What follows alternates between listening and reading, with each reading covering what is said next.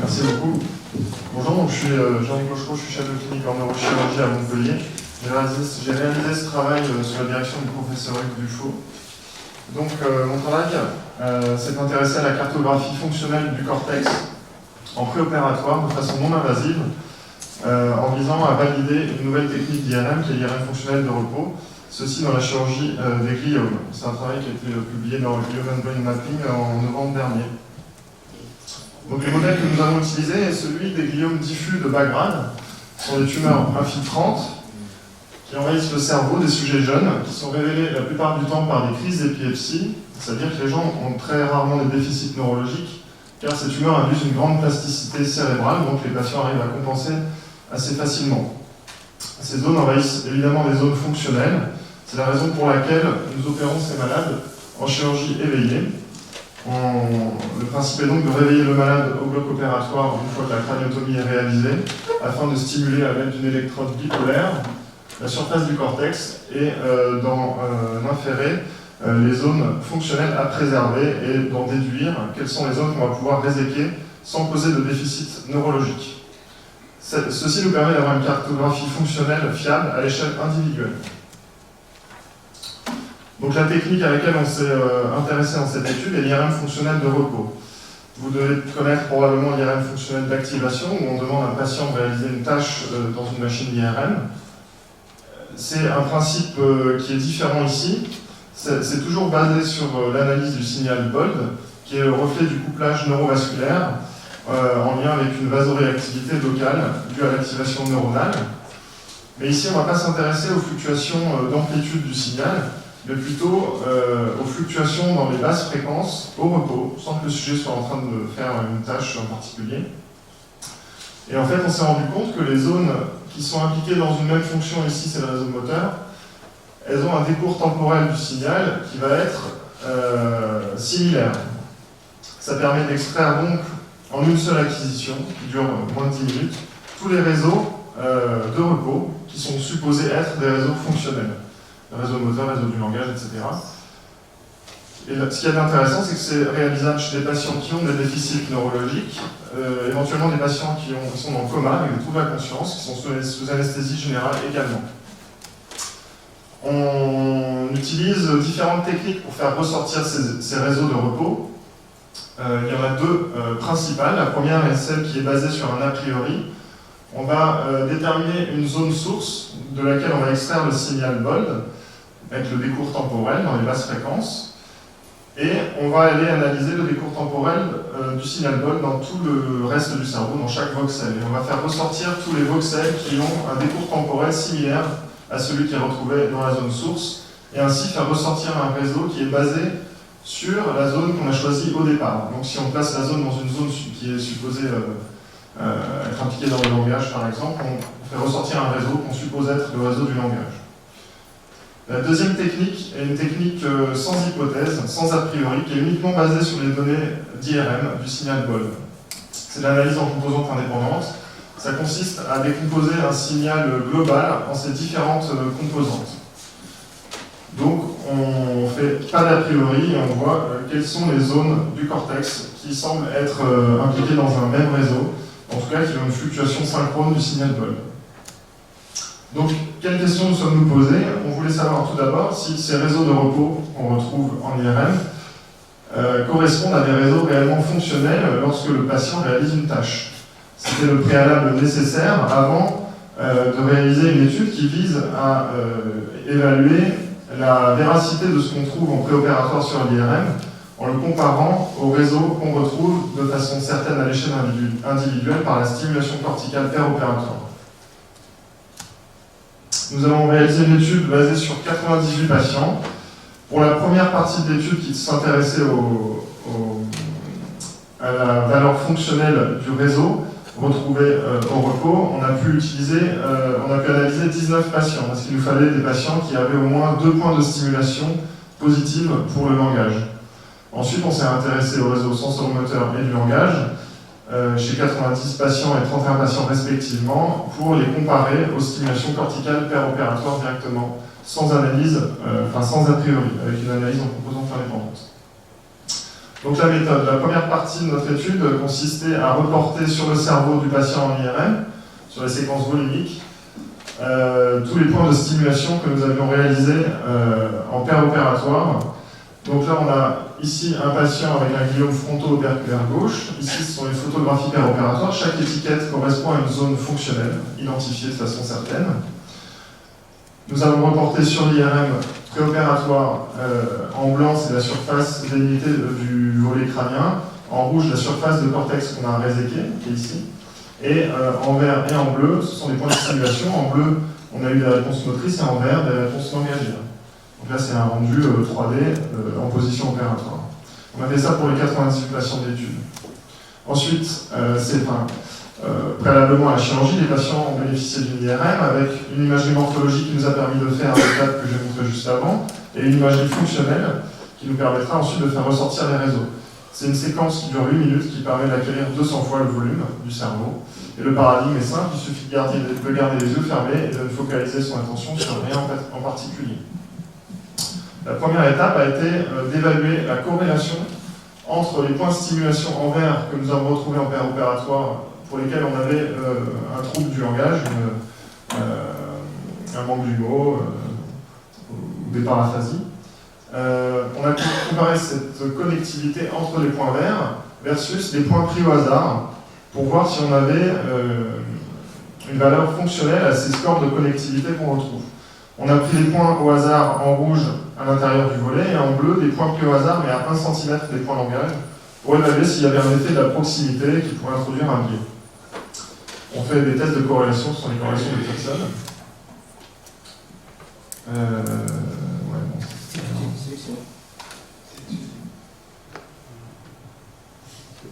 Okay. Ensuite, pour la deuxième partie de l'étude, il fallait qu'on extrait pour chaque patient le réseau sensorimoteur et le réseau du langage, avec une analyse en composantes indépendantes, c'est-à-dire sans a priori, parce que quand on n'a pas encore opéré le patient, on ne connaît pas les zones fonctionnelles, donc on ne peut pas utiliser un point source. Donc chez tous les patients, on a extrait 20 composantes, et parmi les composantes qu'on extrait, il y a beaucoup de composantes qui correspondent à du bruit physiologique, donc il faut retrouver parmi les composantes extraites celles qui correspondent au réseau sensorimoteur et celles qui correspondent au réseau du langage. Donc là, on avait en vert, par exemple, un patient où le réseau du langage était en vert, et en bleu, on avait le réseau sensorimoteur.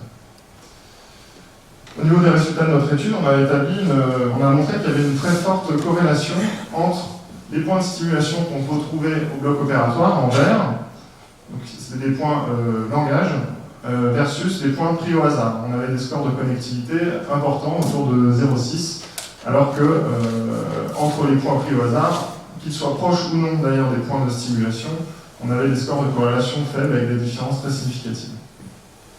Donc c'était la première étape. On s'est dit là, nos réseaux de repos, ça correspond à quelque chose de fonctionnel. Ensuite, on s'est intéressé à la comparaison entre les points de stimulation. En fait, on a cherché à voir si les points qu'on avait retrouvés en péropératoire se trouvaient au sein des réseaux qu'on déterminait en préopératoire.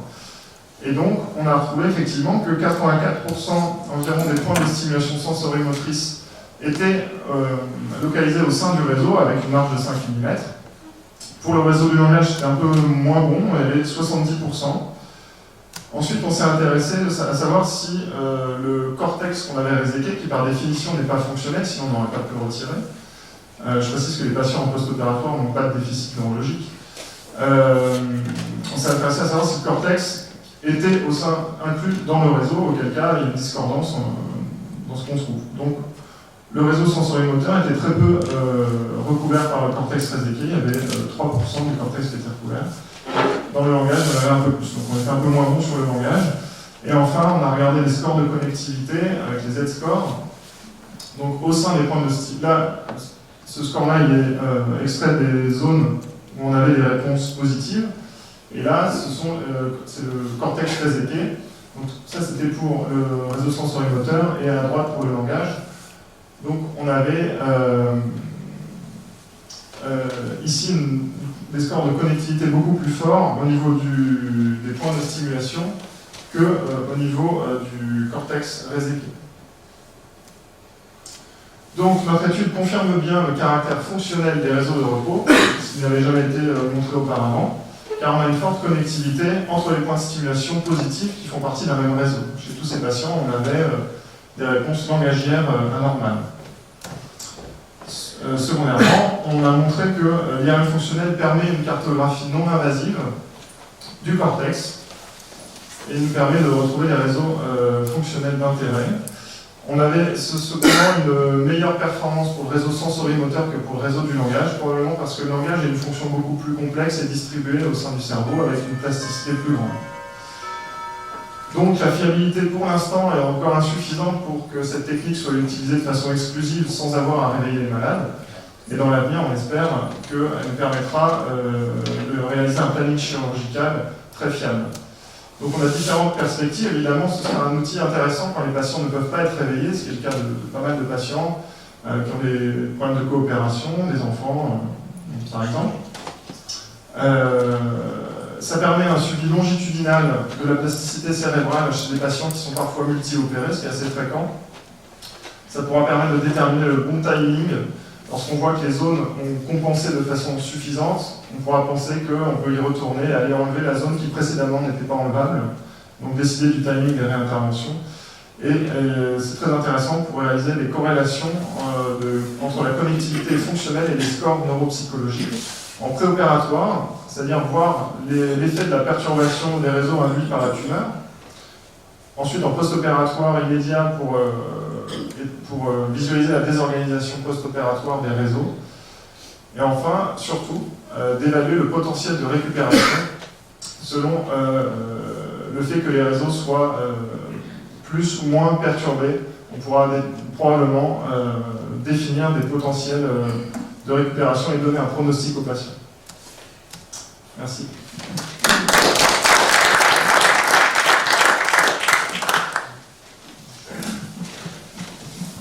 Oui, je vous remercie pour cette communication. Effectivement, on a reçu un peu la méthodologie qu'on avait employée il y a des années dans l'établissement de la cartographie fonctionnelle cérébrale, puisque nous faisions des IRM fonctionnels avec des applications chirurgicales pour faire une bonne correspondance, pour arriver à une corrélation évidemment entre ce qui était observé sur le plan de l'imagerie et le plan de la chirurgie.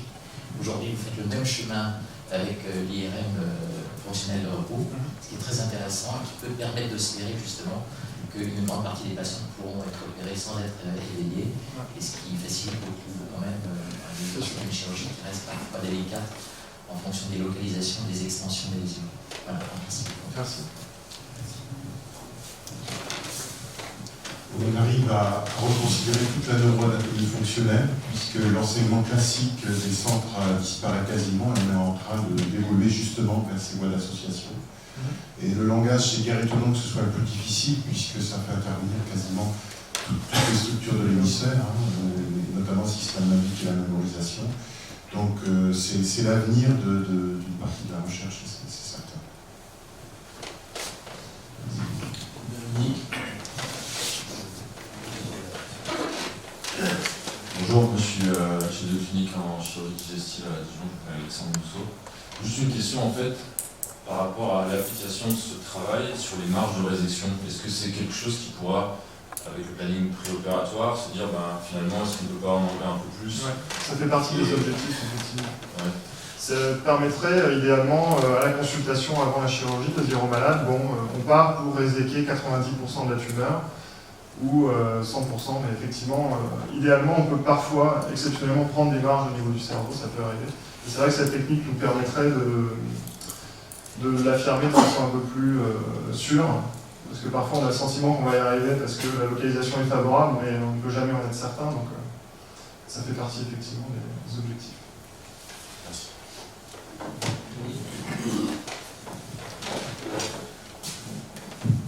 C'est très intéressant. J'ai deux questions. Quelle est l'applicabilité à tous les services de neurochirurgie? Ce qu'elle est simple, première question. Et puis la deuxième, la chirurgie évolue beaucoup pour l'instant sur la construction 3D, avec des imprimantes 3D d'organes qu'on va opérer de la tumeur en son sein. Est-ce qu'on peut concevoir, par exemple, un modèle 3D reconstruit avec les centres du langage et toutes les connexions, de façon à pouvoir répéter l'intervention avant?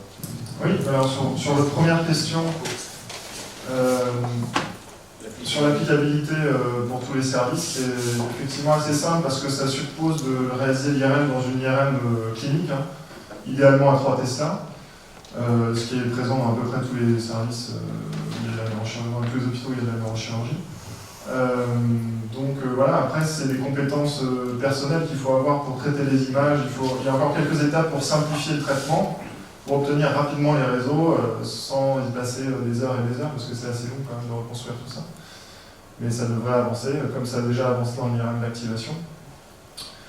Et ensuite, reconstruire un modèle 3D me paraît effectivement une bonne idée, et c'est tout à fait possible. Après, la difficulté dans la chirurgie du cerveau, c'est pas seulement d'arriver sur le cortex, mais c'est surtout d'opérer en profondeur et d'éviter tous les faisceaux d'association qui sont en profondeur.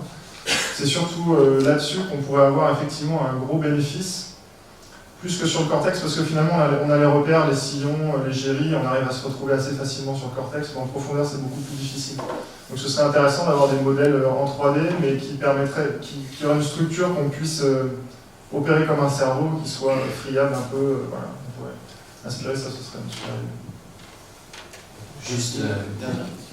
Juste pour répondre en complément, c'est vrai que l'applicabilité est liée, comme dans beaucoup de chirurgie, c'est-à-dire à avoir des équipes qui sont rompues aux techniques dans une spécificité particulière et la spécialité de la spécialité. Donc il y a beaucoup de services et maintenant c'est une méthode qui est très largement diffusée, en tout cas dans de nombreux pays, et en particulier en France.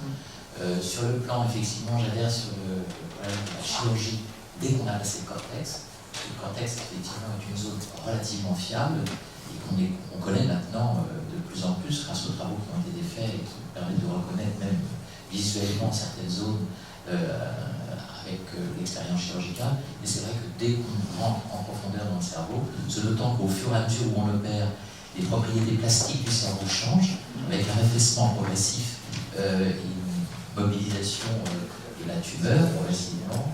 Et ce qui nous reste à développer, c'est d'avoir une représentation spatiale de faisceaux qui nous permet de continuer à opérer avec une facilité de reconnaissance anatomique qui fonctionne. Bien, merci beaucoup. Merci.